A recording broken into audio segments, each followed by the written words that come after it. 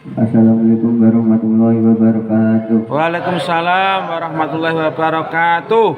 Marilah kita panjatkan puji syukur kehadirat Allah Subhanahu wa taala karena atas limpah rahmatnya kita dapat berkumpul pagi hari ini dengan keadaan sehat walafiat. Di sini saya akan memberikan ceramah singkat tentang membaca Al-Quran yang saya ambil dari www.sonora.id.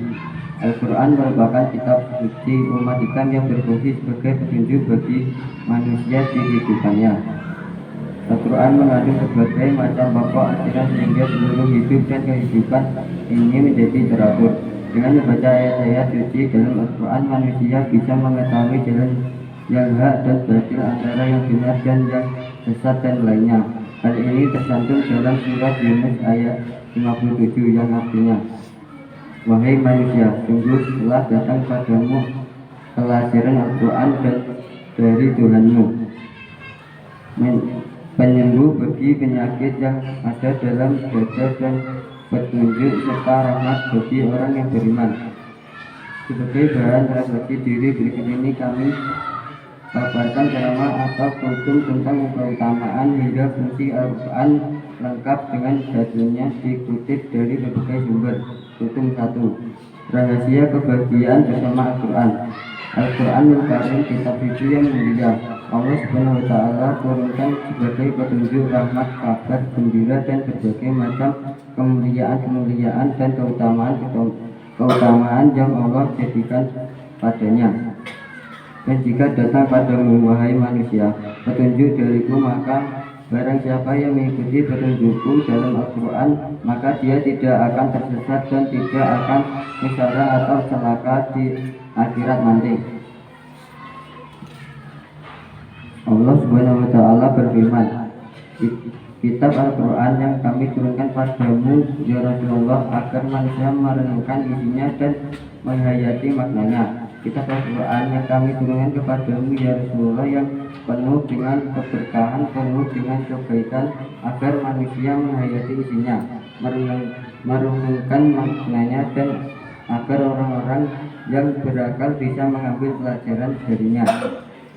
Fungsi Al-Quran akan dijabarkan secara sempurna oleh manusia tergantung dari bagaimana mereka memahami isinya, meresapi kandungannya, menghayati keindahannya.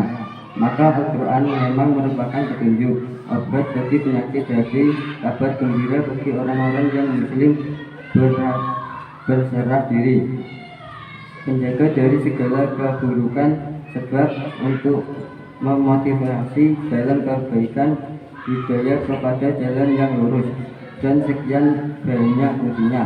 Tetapi kalau kita tidak paham isinya, tidak mengerti kandungannya, apa kita akan dapatkan fungsi tersebut dengan sempurna? Tentu tidak. Makanya Ibnul Qayyim rahimahullah ta'ala ketika menjelaskan hal ini menyatakan satu pernyataan penting.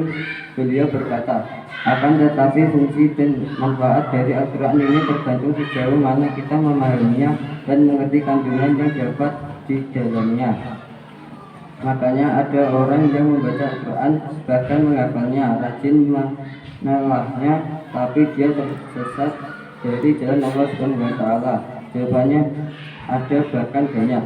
Orang-orang Khawarij, mereka adalah bukan cuma rajin membaca, mereka menghafal Al-Quran, tapi Al-Quran tidak mempengaruhi hati, bahkan meyakini keyakinan yang menyimpan, karena mereka tidak memahami Al-Quran dengan pemahaman yang besar sesuai dengan yang dipahamkan atau yang dijelaskan oleh Rasulullah SAW di hadapan para sahabatnya. Demikian yang dapat saya sampaikan, kurang lebihnya saya mohon maaf apabila ada kata yang tidak berkenan di hati semua. Saya akhiri, wassalamualaikum warahmatullahi wabarakatuh. Waalaikumsalam.